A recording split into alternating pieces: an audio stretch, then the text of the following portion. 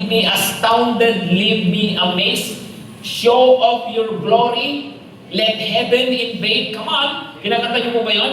So anong ibig sabihin nun? Show of your glory. Pag nagpakita ng kaluwalhatian ng Panginoon, sabi po ay it is astounding, it is amazing. Talagang mahirap pong ipaliwanag. Pero sabi nga po, show of your glory, let heaven invade. Parang mas makalangit, mas kita-kita mo yung presensya ng Panginoon. Mas na-manifest yung kalangitan. At ang sinasabi po, ito raw ministry na mayroon tayo ngayon ay more glorious. Pakisabi ulit ng malakas, more glorious. More glorious. So, pag sinabi po more glorious, ano na dapat na effect nito sa atin? Unang-una po, we should be confident. Pakisabi ng malakas, confident. Confident.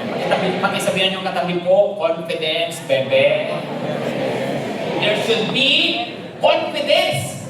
Anong ibig sabihin po niyan? Ano po? Sabi niya, we are not sufficient in ourselves. Sa totoo lang, wala naman talaga kaming magagawa. No? Wala naman talaga kaming kakayahan. Pero, ito yung kakayahan na mayroon kasi nga, ito ay ministry of the Spirit. No? Mahalaga pong makita natin yan, mga kapatid, na ano nga ba ang pagkakaiba nito?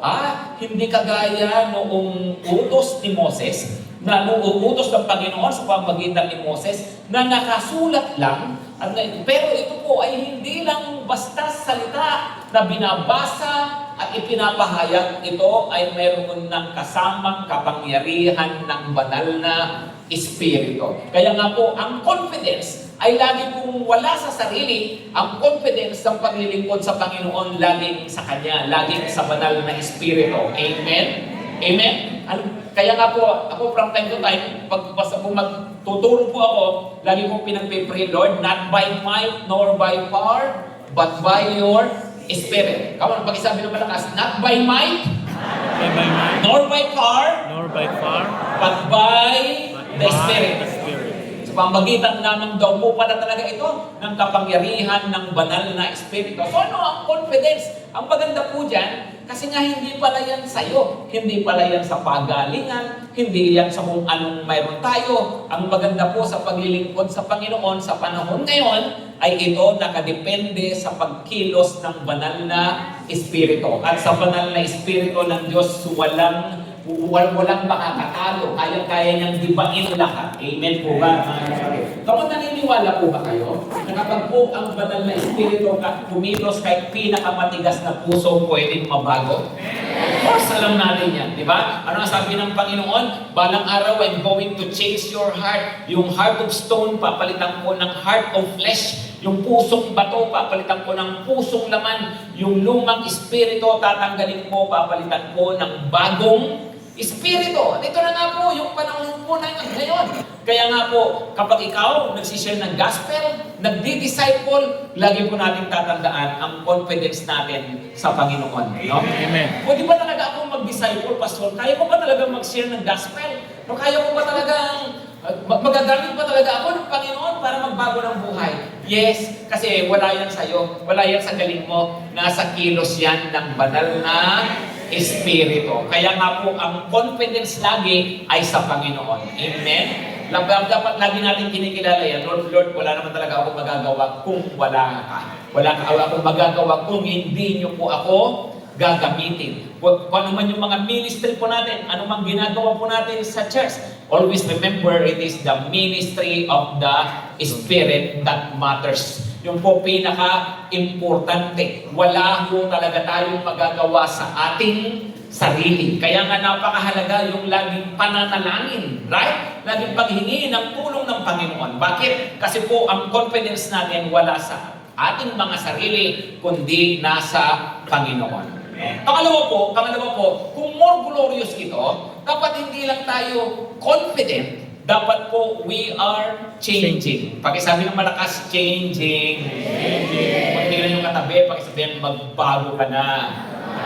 O tingnan nyo po ang 17 to 18. Basahin natin 17 to 18. Sabi po, now the Lord is the Spirit, and where the Spirit of the Lord is, come on, there is Freedom. freedom. Come on, pakisabi ng malakas, freedom! Freedom. Parang hindi malaya yung iba. No? Come on, where the Spirit of the Lord is, there is. Freedom! Where the Spirit of the Lord is, there is. Freedom! Dapat clear tayo dyan, ha? Pinalaya na po tayo ng Panginoon. Pinalaya sa kautusan, pinalaya sa kasalanan. At kaya nga po, ano ang kasunod niyan? Tingnan po ninyo ang verse 18. And we all with unveiled face, beholding the glory of the Lord, are being transformed. Kapag magsabi ng malakas, transform. Transform Nagbabago, ano raw? Into the the same image. Kaninong image? Image ni Lord. Right? Christ-likeness. Pakisabi ng malakas, Christ-likeness. We're being transformed into the same image from one degree of glory to another. Sa ibang pagkaka-English po niyan, sabi niya, from one level of glory, o kaya yung mas maganda po iba, sabi po ay from glory to glory. Pakisabi ng malakas, glory to glory. Glory to glory. Ano raw? Patong-patong, no? Nakaluwal hatian. And we are being transformed. Remember, ang dala po ng Panginoon pala sa atin, nung ang Panginoong Hesukristo mamatay sa krus, ay yung nga pong bagong tipan, ito nga po yung pinag-usapan natin na New Covenant, nung sumampalataya tayo sa Panginoong Hesukristo, ang banal na Espiritu na nanahan ngayon sa atin, nasa atin na ang kanyang banal na Espiritu. At dahil po dyan, pinalaya tayo ng Panginoon at binigyan tayo ng kapangyarihan. At dahil nga po dyan, pwede po talagang magbago ng magbago habang tumatagal. Amen, mga kapatid. Mahalaga pong maintindihan po natin ito. We are being transformed from glory to glory. Hindi po pwedeng humihinto sa transformation. Hindi po pwedeng humihinto sa pagbabago, no? Baka akala niyo ba, hindi pastor, naabot ko na yung rurok ng kaluwalhatian. Wala nang babaguhin pa sa buhay ko. Meron na bang umabot? Meron na bang umabot doon? Kapag meron na po, mauna na sa langit. Baka hindi na kailangan sa lupa, no? Kasi po habang andito tayo, meron daw pong glory upon glory. From glory to glory. Na dapat pala nangyayari sa buhay natin. So kaya nga po, ang pagkakaiba raw, bakit ganito yan? Bakit iba yung dala ng Panginoon? Kasi raw, yung dala ni Moses, although yung nga po utos ng Panginoon, kaya lang nakasulat lang sa bato, hindi naman nasulat sa puso ng mga tao. Kasi nga ito ay panlabas lang, oo, narinig nila, hindi na bago ang kanilang mga buhay. Right? Nung marinig nila ang mga utos ni Moses sa Old Testament, ang mga tao, matitigas ang puso. So hindi nila kaya ipamuhay. Pero iba na nga po ngayon eh. Dahil nga po sa ang utos ng Diyos, inilagay niya mismo sa puso natin ang kanyang salita sa pamagitan ng banal na Espiritu. Kaya nga raw pwede po tayong mabago ng bago. Tingnan niyo pong mabuti yung mga kapatid ha. Sabi niya, and we all with unveiled face, si Moses may takip ang mukha, pero tayo, walang tinanggal ng Panginoon takip ng ating mga mukha, beholding the glory of the Lord. Pakisabi ng malakas, beholding the glory. Beholding the glory of the Lord. Sabi na, nakikita natin na pagmamasdan natin ang kaluwalhatian ng Diyos, at kung daw na pagmamasdan natin ang kaluwalhatian ng Diyos, ano daw dapat ang natural na effect nito sa ating buhay? If we are truly seeing the glory of God, we are being transformed. Come on, mga kapatid. Anong ibig sabihin yan? Hindi pala po pwede na i-encounter ko si Lord, tapos walang nababago sa buhay ko. Kung nakikita natin ang kaluwalhatian ng Panginoon, dapat may nagbabago sa character natin. Come on! Hindi pala po pwede na nag-church ka, nag-worship ka, sabi mo, nakatagpong mo ang Lord, na-worship mo ang Panginoon. Nag-worship ka, ibig sabihin, you have beheld the glory of God. Ang effect dapat niyan ay transformation. Come on! Nag-pray ka, so you have just faced God, nakaharap mo si Lord. Nag-devotion ka, nakaharap mo ang Panginoon. Nakarinig tayo ng Word of God. Ibig sabihin niya, na-i-encounter natin si Lord. Ibig sabihin niya, nakakaharap natin siya, nakikita natin ang kanyang kaluwalhatian. Dapat pala ang effect niyan, may nababago sa buhay natin. Amen. Hindi po pwede na linggo-linggo humaharap sa Panginoon. Araw-araw, nagpipray humaharap sa Panginoon. Pero 10 taon na, wala pa rin nababago. Ano ang tawag doon, mga kapatid? Nakakaharap mo ng mukhaan si Lord. Habang nakakaharap mo siya ng mukhaan, dapat daw nakakamukha mo siya. Dahil kung hindi, ang kapal ng iyong mukha. Hello? Hindi nga, di ba? Kapal naman ng mukha nito, lagi mo maharap sa akin. Pero pa rin. Walang nababago. Hindi dapat daw mayroong nababago sa buhay natin. Amen. Amen. And when we say nababago, alam nyo naman po yan, lagi ko pong sinasabi, hindi lang po ito yung, hindi na ako nagdadrums, na dati chonky ako ngayon na. Hindi na po yan tungkol sa mga bishop-bishop. Pinag-uusapan nga po, we are being transformed into His image. Pag-isabi ng malakas, image. Image. Becoming like Christ. Amen? Christ. Hello, becoming like Christ. Christ. Okay, sige, nag-UUC ka dati, hindi ka na nag-UUC ngayon. Christ-like ka na? Bakit? Nag-UUC ba si Lord? Hindi nga. Hindi ka na nagdadamo ngayon, hindi ka na nagbabato. So ibig sabihin, kamukha mo na si Lord? Hindi naman siya nagbato eh. Hindi naman din siya nagdamo, right? Hindi nga, tama? So ano yung image? Character. Pag-isabi ng malakas, character. Character. At ang character daw ba, dapat glory to glory. Amen? Abang tumatagal, ba yung anak, yung kapatid ko, ba yung anak ko, ba yung asawa ko, glory to glory. Nakikita ang kaluwalhatian ng Panginoon sa kanya. No? Nasasabihan ka ba ng asawa mo, alam mo, sweetheart, langit sa piling mo. Kasi glory, right? Problema, baka sabihin, pangit sa piling mo. Instead na sabihin, lumiliwanag ang buhay kapag kasama ka. Ako, tumilim na naman ang araw ko. Diba? Ang hirap kaya ng gano'n, di ba? Dapat po nakikita raw kasi yung glory. Amen? Diba? Kaya nga po, ano ba ang bunga ng banal na espiritu? Come on, ano ang bunga ng banal na espiritu? Love, joy, peace, patience, kindness, goodness, faithfulness, gentleness, and self-control. Diba? Ngayon pala, glory to glory. Meron akong love, meron akong joy, meron akong peace. Diba? Tama? Meron akong patience. Amen? Amen. Sinasabi ko lang, alam kong walang nangangailangan ng patience dito. Meron na joy, peace, patience, kindness, goodness, faithfulness, gentleness. Matindi ang gentleness, nasa pang-8. Hello? O sinong umabot na sa gentleness? Kahinahunan. Kamong kahinahon. Yung mahinahong mag-react. Pagtulog. Mahinahong magsalita. Come on! Basta ako, pastor, mabait ako. Kindness. O di ayos. Ikaw muna. Hanggang doon. Di ba? Umabot na ba tayo sa pang-8 level? Kasi kung may gentleness, may self-control. Tama, alam niyo ba meron nagsabi, no? Christians often sin not by their actions, but by their reactions. Saan daw tayo madalas magkasala? Hindi sa action, kundi sa reaction.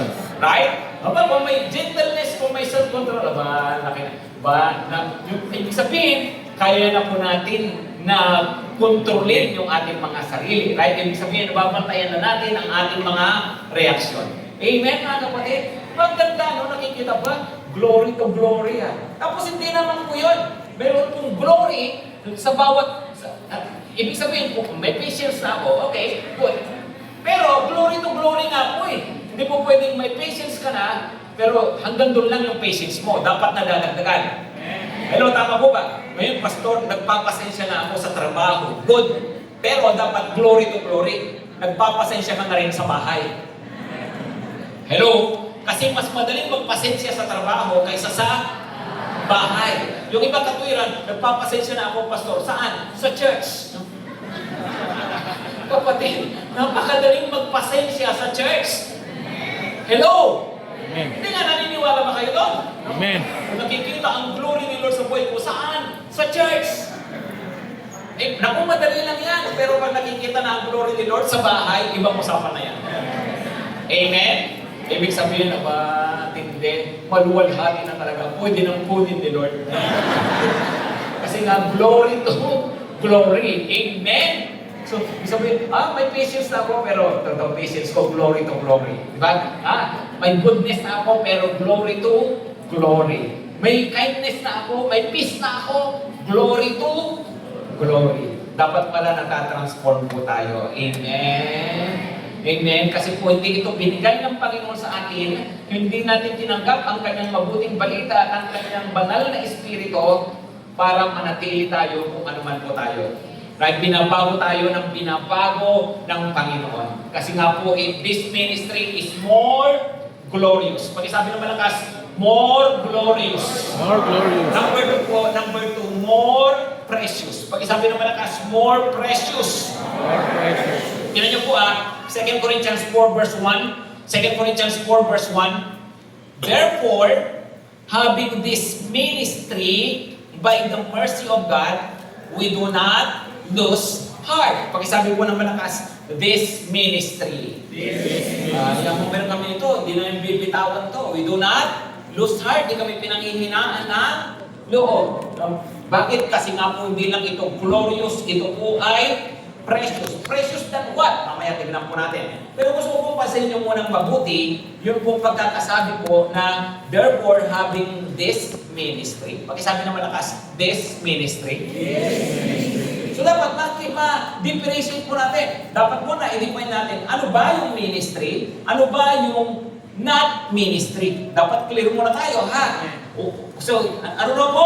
Tingnan natin, ano ba yung ministry at ano ang hindi ministry? Kasi meron tayong tinatawag na ministry na hindi naman pala ministry. What I mean by this is, di ba may mga nagsasabi po ganito, my first ministry is my family. Narinig niya?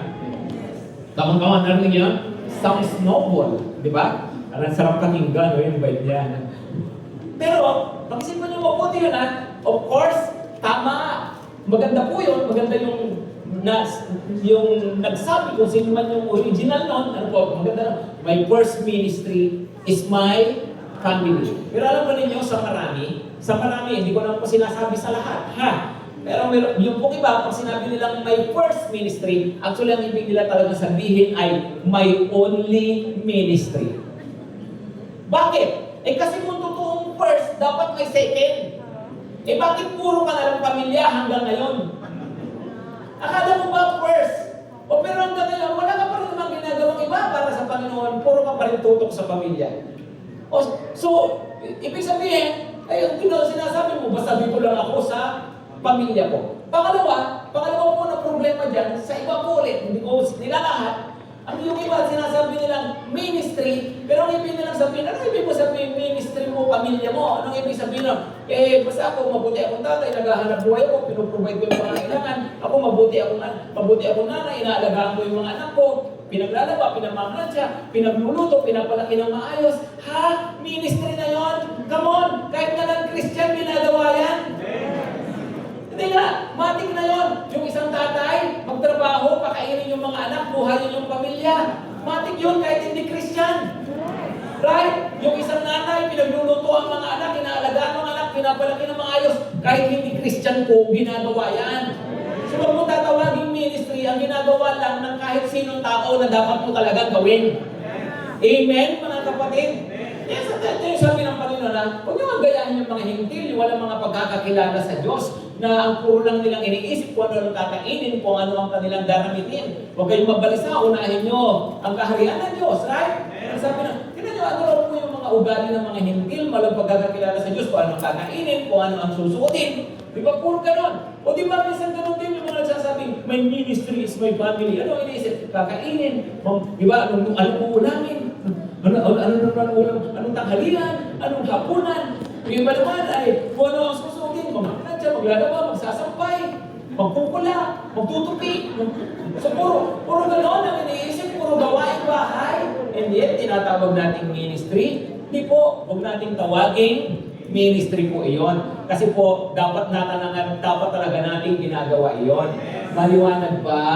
Come on, maliwanag po ba mga kapatid? Besides, ano ba talaga ang sabi ni Lord? Ano ba talaga ang sabi ng Panginoon? Diba? Kasi po, kung sasabihin mo, ano to, ministry ko yan. Sinabi pa talaga ni Lord na puro sa pamilya? Come on!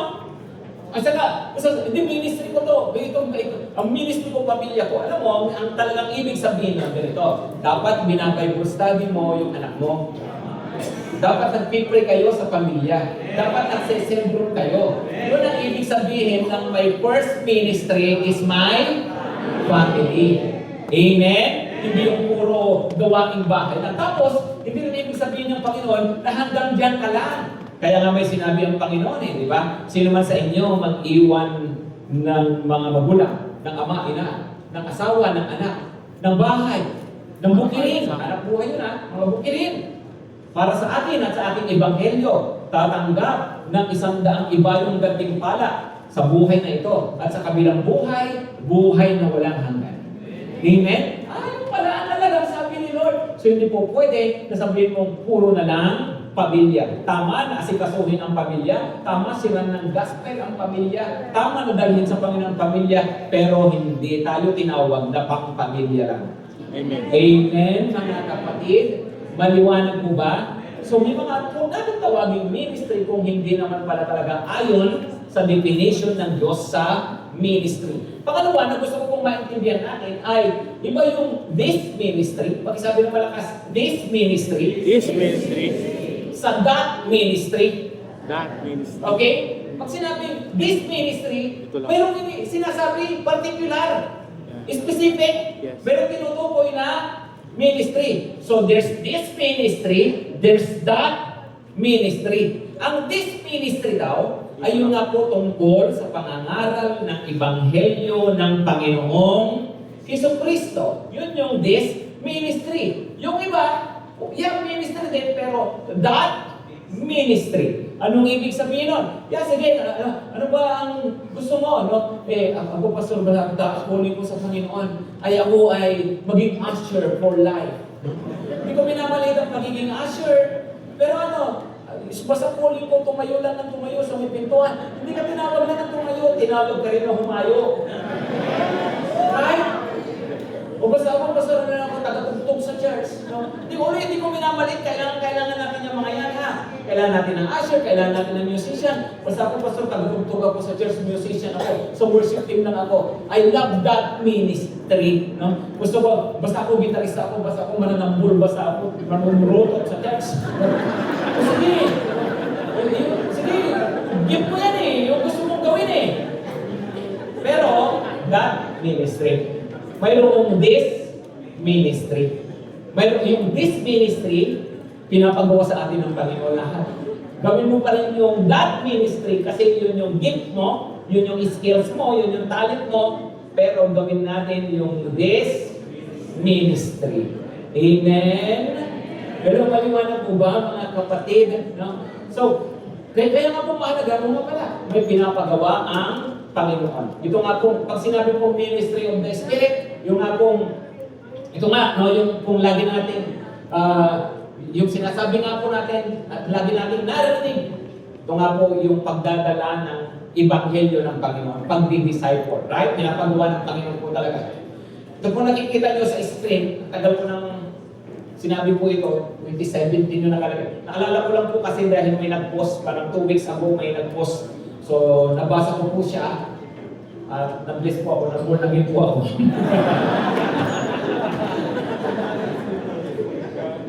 Many years ago, sinabi ko na po ito, no? And magandang reminder, ministry is a treasure, not a pressure. It is a blessing, not a burden. It is not something that you give your precious life to. It is something that you get to make your life precious. O nga, ano ba ang pagtingin natin sa paglilingkod sa Panginoon? Yung iba po kasi tingin pressure. No? Hindi dapat tingin mo dyan, treasure, kayamanan yan. Amen? Amen. Ano yung burden, pabigat sa'yo? Ano pag ginagawa? Parang bumibigat ang mundo mo? Parang pahirap sa'yo? Hindi. Blessing pala yan. Kung may ministry ka, blessing yan na malaki sa'yo. Hindi lang blessing dito sa lupa, blessing hanggang sa kabilang buhay. Okay? Tapos ano ba? Uy, dapat pala, ano tingin ko sa sarili ko? Yung ba? Ang precious ng buhay ko. Sayang naman ang oras ko. Sa kapag gagamitin ko lang sa paglilingkod sa Diyos.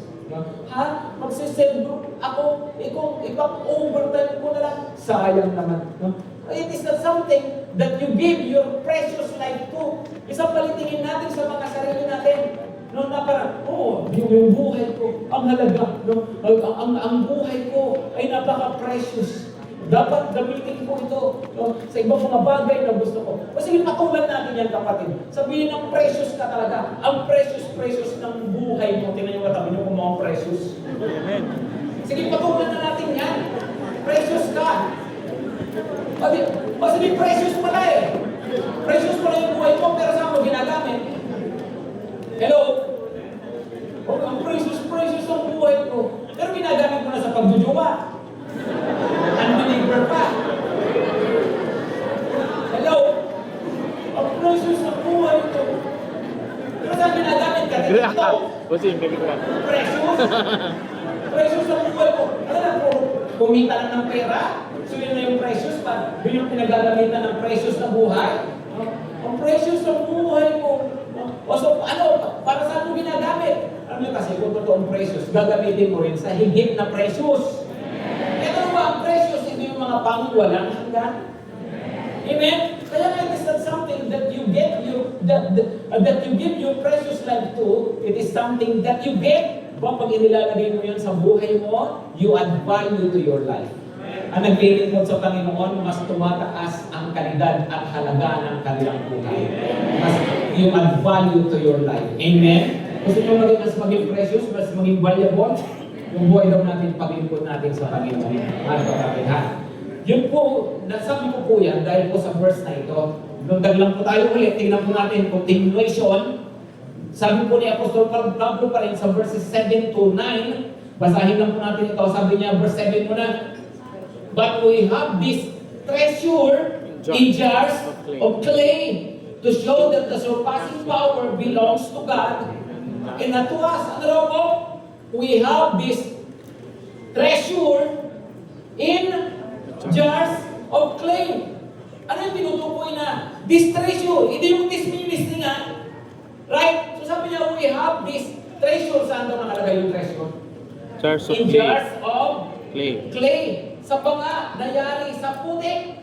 Galing lang. Tayo ay, pangalan lang. Ang tingin niya sa kanya sarili. Ano tayo? Putik lang, nililok lang, naging palayok. Yun lang tayo. Sabi niya, we have this treasure in jars of clay. So ang halaga po kasi ng palayok, alam niyo mga jars of clay, ang halaga po niyan, nakadepende sa laman. Come on, ipalayok lang yan, putik lang yan, na pinatuyok, nung banga lang naman yan. Ano ang halaga niyan? Depende po sa laman. Kung yung palayok, ang laman ay tubig, madapa ka, malaglag mo, okay lang, tubig lang naman eh. Pero kung ang laman, mamahaling pabango, tapos nalaglag, nabasag, sayang. Right? So ang halaga ng banga, ba't iniingatan? Dahil sa kanyang laman. Yung iba po, yung banga, nilagyan ng baril-barya, pwede mong ipatong yan kung saan-saan. Pero sa kanila po kasi ginagawa nilang jewelry box yan. No? So, nagawa yung banga, nilagyan nila ng kanilang mga ginto, ng kanilang mga alahas. O natural, iingatan yung banga na yun, itatago yun sa lugar na hindi basta madadampot. Tama po ba, mga kapatid? Kasi ang halaga ng banga ay yung kung ano ang laman niya. So, we are just jars of clay. Tingnan mo nga po yung mga katabi, pag sabihin, banga ka pala eh. So, banga ka lang. Ano ang nilalagay mo dyan? Ano ang laman niya? Ang marami mo kasi ang problema, banga na nga lang, pinanindigan pa talaga. Diba? Banga nga lang. Ano ginagawa mo sa banga na yan? Ano ginagawa? Ako, pastor, ginagawa ko sa banga na ito. Pinapalaki ko, nagjijim ako na naging. Walang masama doon, pero isa ka lang malaking banga. Tapos, Christian ka, banga ka, tapos na-inlove ka, banga rin, pareho kayo naman ang oras maglingkod sa pamilya. Nagbangahan na lang tayo. Pareho mo lang naman. Di ba? Hello? Ano naman ako, Pastor, generous ako. O di okay, pero parang matatanggap ko lang thank you, ang babanganin nyo, thank you. Ganun na talaga, kasi wala naman eh, wala namang laman, right? Kaya nga dapat nilalagyan ng laman. Yung iba naman, nilalagyan naman ng laman, kaya lang, wala kung ano lang yung pinaglalagay. Right? Halimbawa, pag binagbanga ka na nga, tapos puro ka pa bisyo, nagdodroga ka pa, ang tawag sa'yo, bangan. Bangan ka na nga. Tapos di ka naliligo, puro ka ligaw, ang tawag sa'yo, bangaw.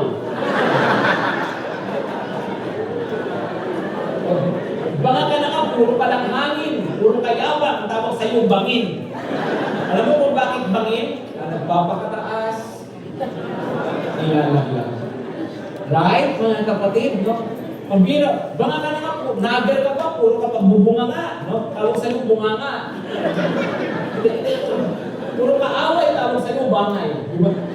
Diba? Ibig sabihin po, yun ang problem, puro ka pangarap, no? Puro ka naman tulong. Vision ka ng vision, wala ka namang ginagawa. Tawag sa'yo, bangungot. Ano nangyayari sa buhay mo? Hindi na mga kapatid, diba? Ang banga, dapat mayroong nilalaman. At ano ang nilalaman? Treasure. Pag-isabi ng malakas, treasure. Amen. No? Ang halaga ng buhay natin ay doon po sa treasure. At ano nga po yung treasure na yon? Yung nga po yung tungkol sa paglilingkod sa Panginoon. Kaya sabi niya, we have this treasure in jars of clay. No? To show that the surpassing power belongs to us and belongs to God and not to us. Sabi, we are afflicted in every way, but not crushed, perplexed, but not driven to despair. Kami na pinagdadaan, kasalanan, hindi kami bumibigay, hindi kami sumusuko, bumabagsak. Pero kapag ba alam mo ang iyong misyon, babangon yan. Amen. Amen? Ang banga na may Panginoon, bangon ng bangon. Amen. Amen? Pagkitingin katabi, pag sila bangon na banga. Kailangan bumabangon talaga. Right? At bumangon na para sa ating misyon. Merong pinapagawa ang Panginoon sa atin. Amen? Amen. Napakahalaga po pala, no, na alam natin, no, na ganun pala yun, no? More precious, the ministry is more precious than my life. Dapat clear po tayo dyan, ha? Yung pinapagawa ng Panginoon, more precious than my life. Tingnan niyo, ano po sabi ni Apostol Pablo? Acts 20 verse 24. Ano sabi ni Apostol Pablo? Sabi niya ay, di ko ibinibilang ang aking buhay. Ano sabi? Pag-ibasa niyo ng malakas, but I do not account my life of any value nor as precious to myself. If only I may finish my course in the ministry that I received from the Lord Jesus. To testify to the gospel of the grace of God. Tingnan niyo po, kung ganyan mag-isip ang mga Kristiyano, malamang yan, hindi yan matatakot, di ba? Malamang, hindi yan mahihiya. Kasi, yung mas importante, yung gospel ng Panginoon kaysa yung mukha ko, kaysa yung kahihiyan ko. Right? Di ba? I don't want to share the gospel. Why? Because I lose face. Huh? You're concerned about losing your face? What's in that face in the first place? Ano mayroon sa mukha niyo yan? Na ayaw mo pahiya? Hello mga kapatid, we are called to save souls, not to save face. Amen? Sabi niya, mas talaga yung gospel of the Lord. No? Kung nakikita natin yun, nga, dapat di ko binabaliwala yung aking cell group, dapat di ko binabaliwala yung pagdadala ng kaluluwa sa Panginoon. Kasi nga alam niya yung value. So it is more precious than my life. Number 2, it is more precious than my pains, than my hurts, than my afflictions. Why do I have to say this? No, kasi po, di ba sabi ni Paul, we afflicted, perplexed, but not crushed. Ganyan-ganyan siya. Di ba po? Dami na yung pinagdaan, pero di kami bumibigay. We do not lose heart. Sabi nga niya. Ano po bakit importante ito? Marami kasi, mga Kristiyano, mga naglilingkod sa Panginoon, mas precious pa sa kanila yung damdamin nila kaysa sa calling nila. Anong ibig sabihin? Pag nasaktan, mawawala yan. Isa kasi, pag nagtampo, pag na-open, bibitawan yung pinapagawa ng Panginoon. O, so ibig mong sabihin, kapatid, mas importante ngayon yung damdamin mo kaysa doon sa pinapagawa ng Panginoon sa iyo. Kaysa doon sa calling mo. Hello? Yung marami pag nahihirapan, pag may pinagdadaanan, ayawan na. O ibig sabihin, kasi mas importante pala sa iyo yung afflictions mo kaysa yung pinapagawa ng Panginoon. Hello? No? Tingnan niyo po itong verse na to Sabi niya ulit, no? Verse 16, lumulundag-lundag lang tayo, pero same chapter, verse 16.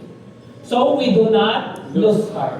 Though our outer self is wasting away, our inner self is being renewed Day by day. day by day. Verse 17. For this light momentary affliction is preparing for us an eternal weight of glory beyond all comparison. Sino mo mabuti na? Sabi niya, though our outer self is wasting away, no, our inner self is being renewed. Yan yung banga, nangyayari, nasasaktan niya, nagkakalamat, nagkakaproblema. Pero sabi niya, hindi, yung our inner self is being renewed. Pag sabi ng malakas, renewed.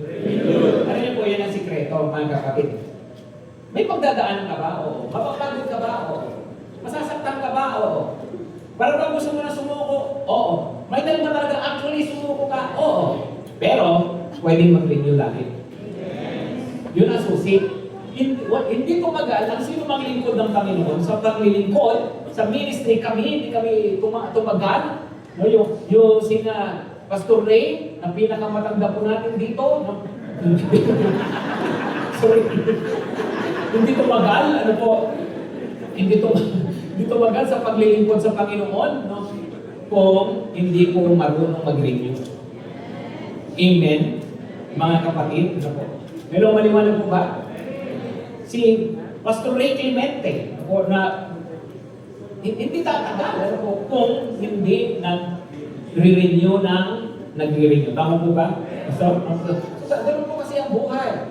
Hindi pwedeng naglingkod ka sa Panginoon, sumunod ka sa Panginoon, tapos pag mayroong pinagdaanan, wala na, pag nagpahinga, tuluyan ng pahinga.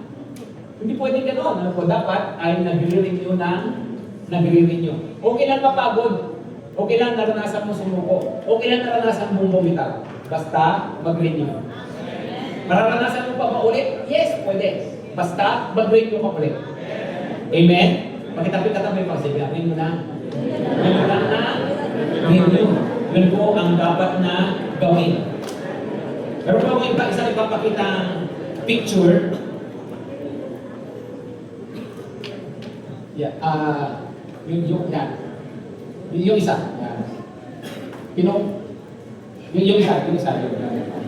Ito po.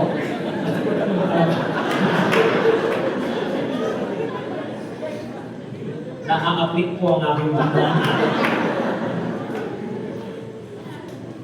Nagpagawa po ako dyan kasi gusto ko talaga po yung first na yan. No? Yun po ay, doon po, sa Corinth po mismo yan, sa Corinth. Nasa Corinth po kami, nagpunta nga po kami ng Greece. Kasi po para magtayo nga po ng daughter church ng Greece Testament Church. Ang pangalanan namin, Greece Testament Church. yung nga po Corinth, no? Yan yung lugar mismo, ruins, kung saan mayroong isang matinding pinagdaanan si Paul, yung galit sa kanya, yung madlang people, yung kinasuhan siya, yung ang nabubog si Sostenes, di ba yung makikita niyo po yan sa Acts. Yan po yung lugar na yan, na nangaral siya, tapos galit na galit sa kanya yung mga tao, at talagang diyan po sa lugar na iyan. No? Ngayon, sa kabila po ng lahat ng yun, in-encourage ang Panginoon si Paul. Di ba? Huwag kang matakot, magpatuloy ka lang. I have many people in this city. Tapos po, si Paul nanatili pa doon ng 3 years. Isa sa pinakamatagal na tinirahan niya, pinagmisyonan niya, diyan po hindi siya sumuko. Bakit? Kasi nga po, alam niya may pinapagawa ang Panginoon sa kanya. No? Ngayon, I love that verse, kaya po, yan po yung nag-iisang bango doon na may verse din, na nakita ko po eh. Tama-tama yung verse nga po na nakalagay, Greek po yung taas, Tapos yun din po ang sinasabi, for this is light momentary affliction is preparing for us an eternal weight of glory beyond all comparison. Amen? Amen? Kaya may pagdadaanan, totoo yun, pero mayroong nag-aantay na mas matindi, mas mabigat. Ano ang tawag? Ano ang tawag po niya sa afflictions? Is light momentary trouble. Mapapalitan ng eternal weight of glory. Pangwalang hanggan na bigat, mabigatin na kaluwalhatian galing sa Panginoon balang araw. Amen, mga kapatid. Tingnan niyo po, sunod natin yung mga verses. Sabi po dito, verse 19, verse 18 po kasi, verse 17 yun, so ito po yung verse 18. Sabi niya, as we look not to the things that are seen, but to the things that are unseen. For the things that are seen are transient, but the things that are unseen are eternal. Hindi kami tumitingin sa nakikita ng mata, tumitingin kami sa hindi nakikita. Anong ibig sabihin nun? Well, in its context, ang tinutukoy niya pala na unang application niyan na tinitignan ay sabi niya, kasi ang tendency po, pag may problema, natural mapapatingin ka doon. Pag nasasaktan ka, natural mapapatingin ka doon. Tama po ba? Pag mayroong hindi maganda, natural doon ka mapapatingin.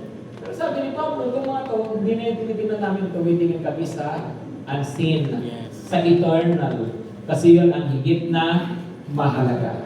Maglilingkod ka sa Panginoon, may mga maranasan, totoo yun, pero ang titignan mo pa rin at ang tututukan mo yung mga pangwalang hanggan.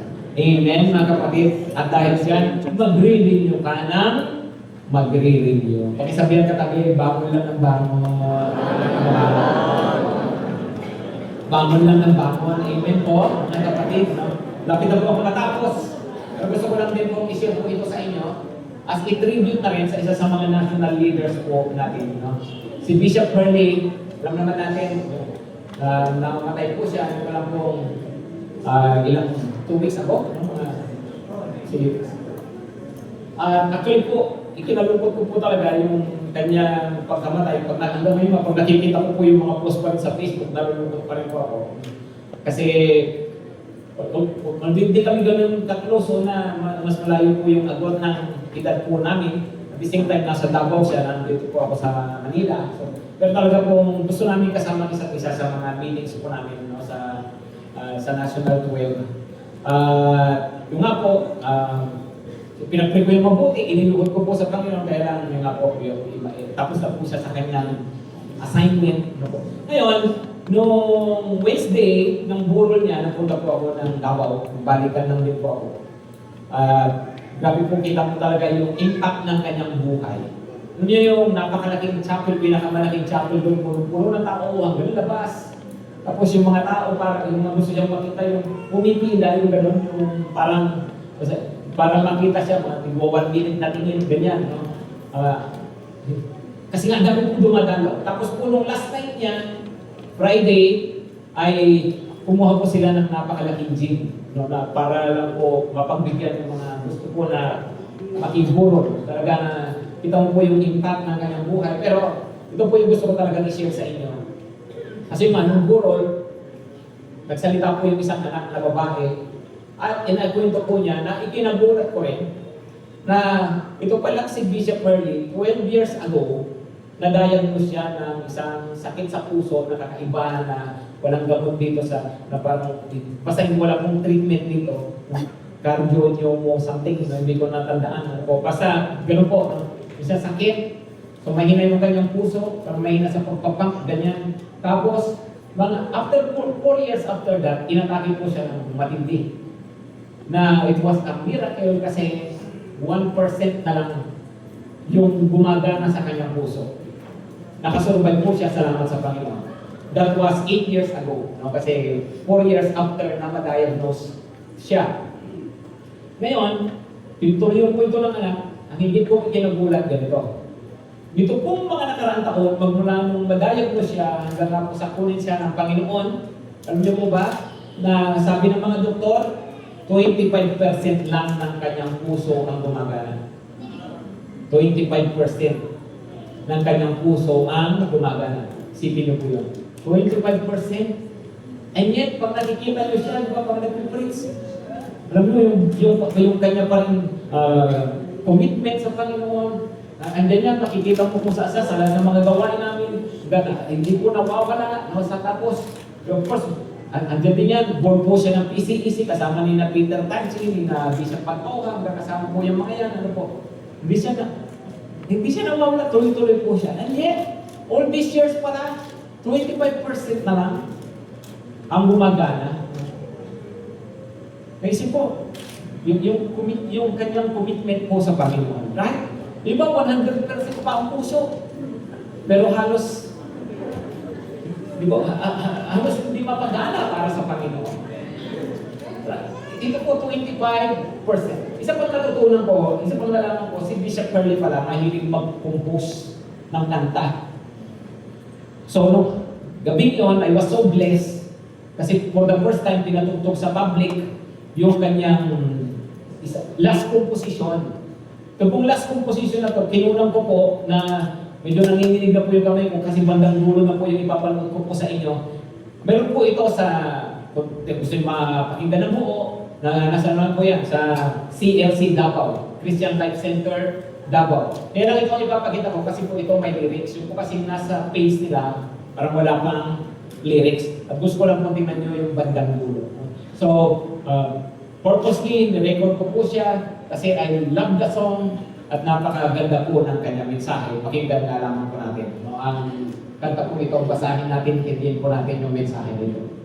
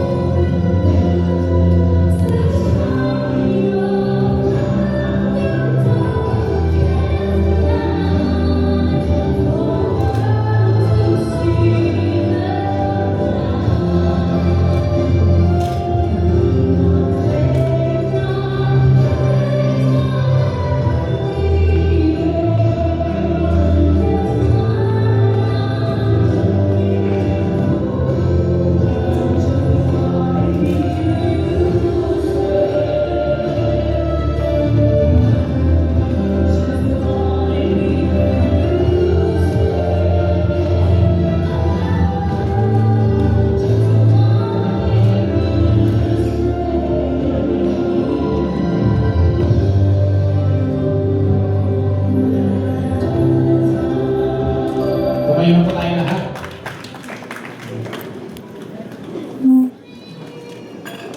Sige, tumayo po tayo at umikip.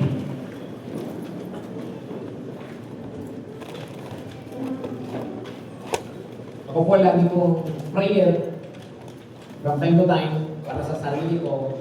Sabi ko sa Panginoon, Lord, bigyan niyo pa ako na mahabang buhay ng mabuting kalusugan para magawa ko yung assignment ko. At the same time, para makabawi ako sa mga panlilingkod ko. So, sabi ko sa Panginoon, Lord, huwag mo akong pumunin hanggang di mo masasabi sa akin na well done. Well done, good and faithful servant. Alam niyo po ba ng araw tayo, harap tayo sa Panginoon? Ganda po nung kinakanta natin kanina, di ba po, how great thou art. Time will come, we will face the Lord, we will say to Him, how great you are, Lord. Totoo po yun, pupuri tayo sa Panginoon. Pero ano naman ang sasabihin ng Panginoon sa atin? I hope pagharap natin kay Lord, masabi po niya sa atin, well done, good and faithful servant. Alam niyo, mga kapatid, ang prayer ko sa atin, sa mga kapatiran, ay maging seryoso tayo sa katotohanan ito. Haharap tayo kay Lord. Haharap po talaga tayo. I am so convinced of that. At dahil po sa katotohanan na yan, kaya na po ang desire ko sa akin, personally, na maging tapat ako sa Panginoon at magawa ko ang pinapagawa ng Panginoon. I hope tayo po magkaroon ng ganong puso. Lord, sana po, walang araw, pag umarap ako sa iyo, masasabihan mo talaga ako, well done, good and faithful servant. At nandito nga po tayo ngayon, mga kapatid. At habang nandito tayo, may pagkakataon. Habang nandito tayo, habang nabubuhay tayo, laging andyan yung chance na balang araw masabihin ng Panginoon, well done, good and faithful servant. So is that your prayers? Yun po ba yung panalangin natin? Panginoon, pagharap ko sa iyo, balang araw, gaano man katagal yun, nawa Panginoon, masabi mo sa akin, well done, good, and faithful servant. So if that is your prayer now, kung yun yung inyong panalangin, ay lumapit po tayo ngayon sa Panginoon. No? At naniniwala ako, pag yun talaga prayer ng iyong puso, tutulungan ka naman talaga ng Lord. Tutulungan naman po talaga tayo ng Panginoon. At patuloy ka niya na palalakasin at i-renew. Ngayon, kung ito yung prayer mo, at kung sa oras na to, sinasabi mo sa Panginoon, Lord, renew mo po ako. O maaari, na at this very moment, you didn't need renewal, pero ang prayer mo pa rin, Lord, renew mo ako lagi sa time na kailangan ko. Then, nakikita ng Panginoon niya, at naniniwala ko, pakikinggan ng Panginoon niya. So sige po, kung sa oras na to, sinasabi mo sa Panginoon, Lord, renew me.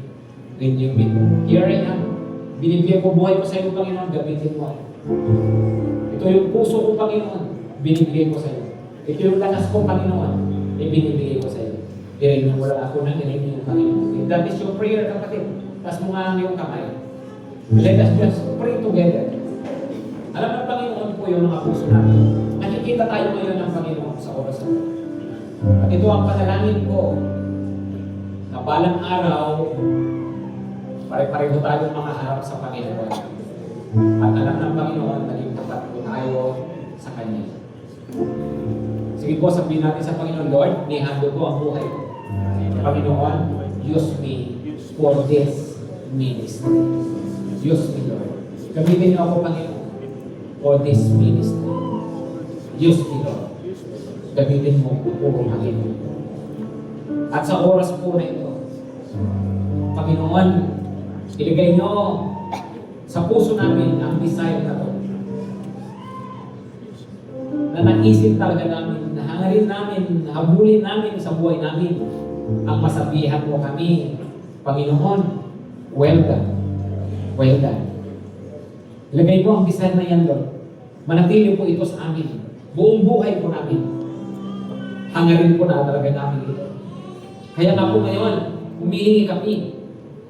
Sino man nangangailangan dito, Panginoon, sa oras na ito ng renewal, humingi kami ng pag-renew, pagpapanibagong lakas, pagpapanibagong apoy, pagpapanibagong sigla, pagbangon, Panginoon, revival, pagbabangon, Panginoon, spiritually, pagbabangon sa ministry. Lord, renew your people, renew us, Lord.